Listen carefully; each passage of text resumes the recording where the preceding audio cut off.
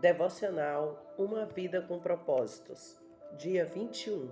Protegendo sua igreja. Vocês estão unidos na paz por meio do Espírito, portanto, esforcem-se para continuar unidos desse modo. Efésios 4:3. Acima de tudo, deixem que o amor dirija a vida de vocês, porque assim toda a igreja permanecerá unida em perfeita harmonia. Colossenses 3:14. É sua função proteger a unidade de sua igreja. A unidade da igreja é tão importante que o Novo Testamento dá mais importância a isso que ao céu e ao inferno. Deus deseja profundamente que experimentemos unidade e harmonia uns com os outros. A unidade é a alma da comunhão. Destrua e estará removendo o coração do corpo de Cristo. A unidade está no âmago daquilo que Deus deseja que experimentemos na vida conjunta da igreja. Nosso modelo supremo de unidade é a Trindade. O Pai, o Filho e o Espírito Santo são totalmente unidos em um. O próprio Deus é o amor de todos, é o maior de todos os exemplos de amor sacrificial, de humildade para com os outros e perfeita harmonia. Assim como qualquer pai, nosso Pai Celestial tem prazer em ver os filhos em harmonia uns com os outros. Em seus últimos momentos, antes de ser preso, Jesus orou apaixonadamente por nossa unidade. Lá em João 17, era a nossa união que estava em primeiro lugar em sua mente naquelas horas agonizantes. Isso mostra a importância do assunto. Nada no mundo é mais valioso para Deus que sua igreja.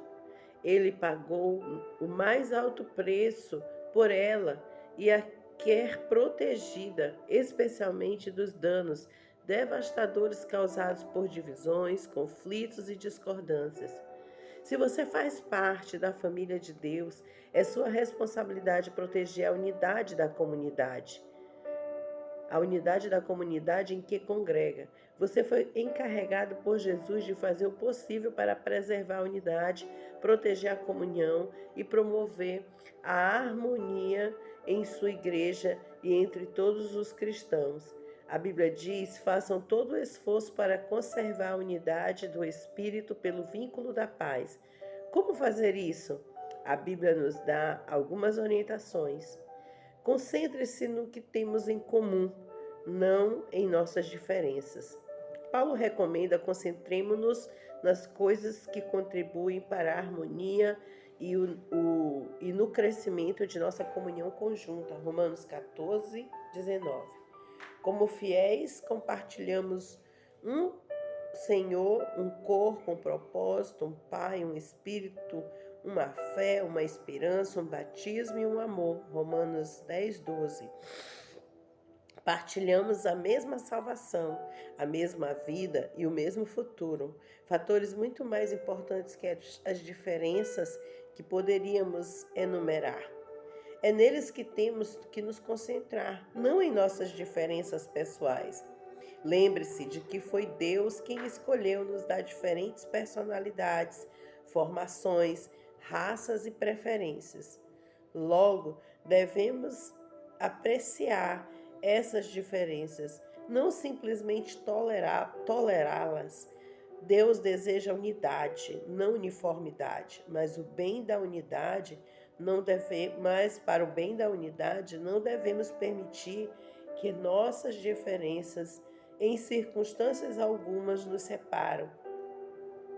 Precisamos nos manter concentrados no que mais importa. Aprender a amar uns aos outros como Cristo nos amou e cumprir os 5 propósitos de Deus para cada um de nós e para a igreja. O conflito é normalmente sinal de que o foco foi desviado para questões menos importantes que a Bíblia chama assuntos controvertidos. Romanos 14:1. Quando nos concentramos em personalidades, preferências, interpretações, estilos ou métodos, a divisão sempre acontece. Mas se concentramos nos concentramos em amar uns aos outros e em cumprir os propósitos de Deus, alcançaremos a harmonia. Paulo implora por isso. Irmãos, em nome de nosso Senhor Jesus Cristo, suplico a todos vocês que concordem uns com os outros no que falam, para que não haja divisões entre vocês. Antes que todos estejam unidos num só pensamento e num só parecer. 1 Coríntios 1:10. Seja realista em suas expectativas. Agora que você descobriu como Deus quer que seja a verdadeira comunhão, é fácil ficar desanimado pela disparidade entre o ideal e a realidade presenciada em sua igreja. Você deve amar apaixonadamente a igreja apesar das imperfeições que ela tem. Ansiar pelo ideal enquanto critica o real é evidência de imaturidade. Em contrapartida, conformar-se com o real sem lutar pelo ideal é complacência. A maturidade está em conviver com essa tensão. Outros fiéis irão decepcioná-lo e desiludido, mas isso não é desculpa para deixar de ter comunhão com eles. Eles são a sua família, mesmo quando não agem como tal, e você não pode simplesmente abandoná-los. Em vez disso, Deus nos orienta. Sejam pacientes uns com os outros, fazendo concessões às faltas uns dos outros, por causa do amor que há em vocês. Efésios 4:2. As pessoas ficam desiludidas com a igreja local por muitas razões compreensíveis.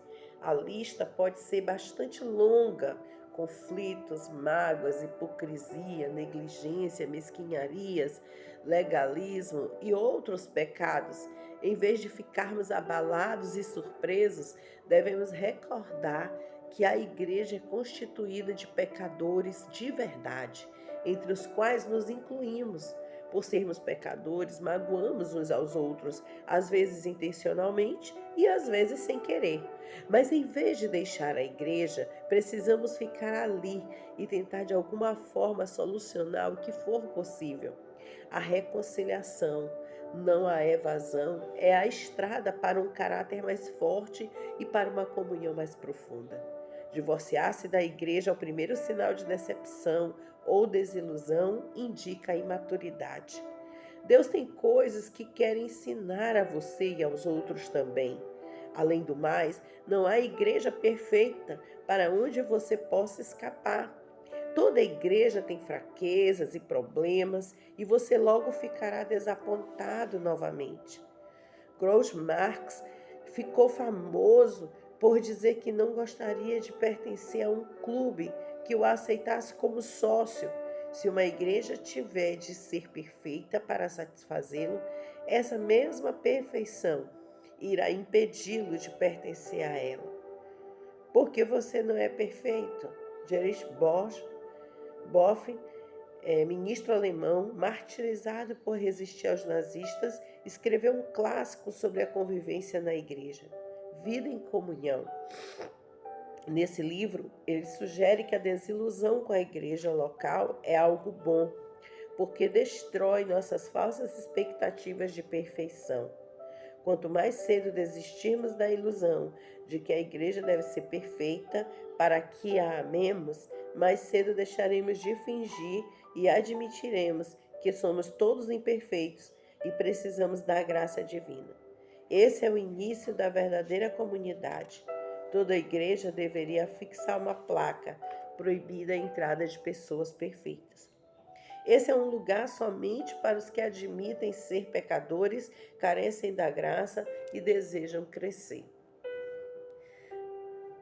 Bonhoeffer disse: aquele que ama seu sonho de uma comunidade mais que a comunidade cristã em si, torna-se destruidor desta. Se não dermos graças diariamente pela comunidade da qual fazemos parte, mesmo quando não há nenhuma grande experiência, nenhuma riqueza a ser descoberta, mas apenas muita fraqueza, pouca fé e dificuldades, e se ao contrário continuamos nos queixando de que tudo é desprezível e insignificante, estamos impedindo que Deus permita que nossa comunidade cresça. Prefiro incentivar a criticar. É sempre fácil ficar de lado e atirar pedras naqueles que estão servindo a Deus que se envolver e contribuir. Deus nos adverte repetidamente que não critiquemos, comparemos ou julguemos uns aos outros. Está em Mateus, Romanos, Efésios e Tiago. Criticar o trabalho que outro irmão está fazendo pela fé e com sincera convicção é interferir nos assuntos de Deus. Que direito você tem de criticar o servo de alguém? Somente Deus pode decidir se ele está fazendo o que é certo. Romanos 14, 4. Paulo acrescenta que não devemos julgar nem desprezar irmãos com convicções distintas das nossas. Porque você critica as ações de seu irmão, porque tenta fazer com que ele pareça pequeno. Todos seremos julgados um dia, não com base nos padrões dos outros, nem mesmo por nossos próprios padrões, mas pelo julgamento de Deus. Romanos 14, 10. Sempre que julgo um irmão, 4 coisas acontecem instantaneamente. Perco minha comunhão com Deus, exponho meu orgulho e insegurança, predisponho-me em situação de ser julgado por Deus e prejudico a comunhão da igreja. O espírito crítico é um vício dispendioso. Na Bíblia, Satanás é chamado o acusador dos nossos irmãos. Apocalipse 12, 10.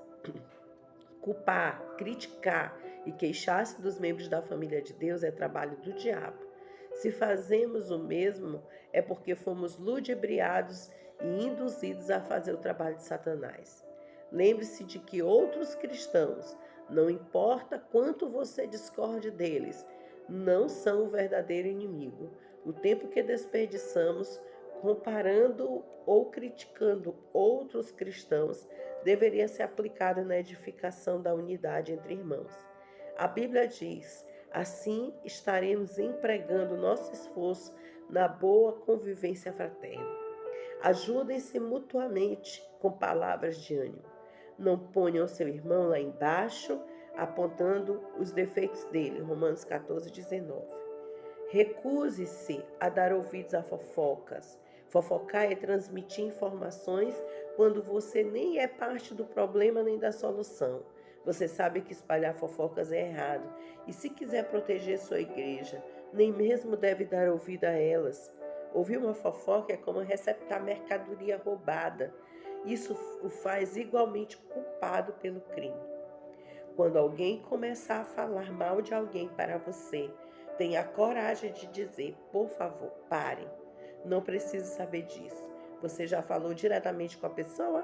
Pessoas que trazem fofoca a você também irão espalhar fofocas sobre você. Tais pessoas não são confiáveis. Se você dá ouvidos à fofoca, para Deus você é um criador de casos. Provérbios 16, 28, 17, 20, 26, 25. Criadores de casos dão ouvidos a criadores de casos. São esses os que dividem a igreja pensando apenas em si mesmos. São egoístas sem nenhuma evidência do Espírito. Judas 19.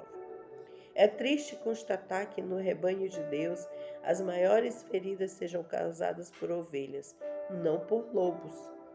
Paulo alerta sobre os cristãos canibais que se devoram uns aos outros. Gálatas 5,15. Destruindo a comunhão. A Bíblia diz que esse tipo de pessoa deve ser evitada. A difamação revela segredos. Portanto, fique longe de quem fala demais. Provérbios 20, 19. A maneira mais rápida de pôr fim a um conflito, seja numa igreja, seja num grupo, é enfrentar carinhosamente os fofoqueiros e convidá-los a mudar de atitude. Salomão lembra que uma fogueira se apaga quando acaba a lenha. Da mesma maneira, as brigas acabam quando o brigão e implicante é separado do grupo. Provérbios 26, 20. Pratique os métodos de Deus para a solução de conflitos. Além dos princípios mencionados no capítulo anterior, Jesus ensina à igreja um processo simples, dividido em 3 etapas. Se um dos que dizem ser seu irmão na fé prejudicar você, converse com ele. Consertem a situação entre vocês. Se ele ouvir, você fez um amigo. Se não ouvir, tome uma ou duas pessoas para que a presença de testemunhas torne o ato legítimo e tente de novo. Se ainda assim ele não ouvir, leve o caso à igreja. Mateus 18, do 15 a 17. Em meio a um conflito, somos tentados a nos queixar a terceiros, em vez de corajosamente falar a verdade de maneira amorosa à pessoa com quem estamos aborrecidos. A primeira atitude só aumentará o problema. Assim, o correto é procurar diretamente a pessoa envolvida.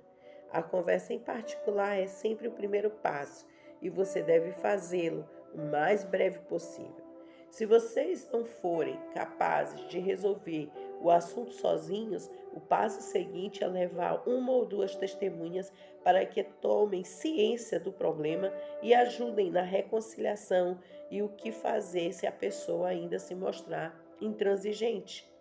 Jesus ordena que apresente o assunto à igreja e se a pessoa ainda assim se recusa a ouvi-lo, você deve tratá-la como incrédulo descrente. Mateus 18, 17, 1 Coríntios 5, 5. Apoie seu pastor e os outros líderes. Não existe líder perfeito, mas Deus concede aos líderes responsabilidade e autoridade para que mantenha a unidade da igreja durante conflitos interpessoais. Esse é um trabalho ingrato. O pastor tem a desagradável tarefa de agir como mediador entre membros ressentidos e imaturos que vivem em conflito. Ele também recebeu a impossível incumbência de fazer com que todos fiquem felizes, algo que nem Jesus conseguiu realizar. A Bíblia é clara sobre a maneira com a qual devemos nos relacionar com os outros, os que nos servem. Sejam obedientes aos seus pastores, ouçam o conselho deles, eles estão atentos à condição da vida de vocês e trabalham sob a estrita supervisão de Deus. Contribuam para que a liderança deles seja alegre, não penosa, porque tornar as coisas mais difíceis. Hebreus 11, 17. Os pastores um dia estarão diante de Deus para prestar contas sobre a responsabilidade de zelar por você. Eles cuidam de vocês como quem deve prestar contas, Hebreus 13, 17. Mas você também terá de explicar. Você prestará contas a Deus sobre seu comportamento em relação a seus líderes. A Bíblia instrui os pastores a como lidar com pessoas que promovem dissensão no meio da igreja. Eles devem evitar discussões e ensinar gentilmente o caminho inverso, enquanto oram para que os encrenqueiros mudem de atitude. Devem admoestar os que promovem polêmicas, rogar por harmonia e unidade, repreender os que desrespeitam a liderança e remover os perturbadores da igreja. Já caso não considere os dois avisos mencionados, 2 Timóteo 2, Filipenses 4, Tito 2 e 3. Protegemos a igreja quando honramos os que nos servem no papel de líderes. Os pastores e anciãos necessitam de nossas orações, incentivos, apreço e amor. Recebemos a seguinte orientação: agora, amigos, pedimos que vocês honrem os líderes que trabalham arduamente por vocês, a quem foi dada a responsabilidade de encorajar e orientar vocês na obediência. Tenham toda a consideração e amor por eles. 1 Tessalonicenses 5. Desafio você a aceitar a responsabilidade de proteger e promover a união em sua igreja. Empenhe-se nesse objetivo com todas as suas forças. Deus irá se agradar disso. Nem sempre será fácil, em alguns momentos terá de fazer o que é melhor para o corpo e não para você mesmo, mostrando preferência pelos outros. Este é um dos motivos pelos quais Deus nos colocou na família igreja, para aprendermos o altruísmo. Em comunidade aprendemos a dizer nós em vez de eu, nosso em vez de meu. Deus diz: não pensem apenas no próprio bem, pensem nos outros cristãos e no que é melhor para eles. 1 Coríntios 10, 24. Deus abençoe a igreja que permanece